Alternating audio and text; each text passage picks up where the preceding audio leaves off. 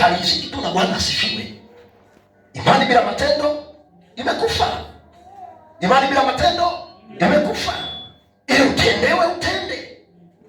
Kwa hiyo kitendo cha wao kuwa watu wa maombi, walikuwa prayer carrier, ni watu wenye tabia ya maombi, wanaomba.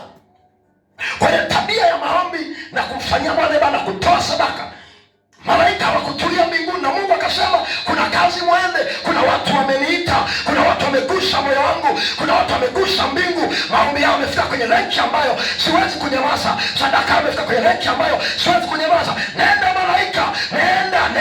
Malaika asemi Herode ameamua. No, hakuna cha Herode, hakuna cha Karafa, hakuna cha Pilato, hakuna cha mchawi, hakuna cha mizimu ya familia, hakuna cha mizimu ya ukoo. Malaika anapenya na uwezo kutoka juu, maana ndani yake kuna jina la Bwana, ndani yake kuna jina la Mungu, ndani yake kuna uwezo aliyemtuma. Ndio maana tukaangalia alipenya gerezani, na Biblia inasema waliweka mageti manne, lango la kwanza, lango la pili, lango la tatu na la nne, na tunayapata malango ya manne baada ya Petro ndiye anatuelekeza.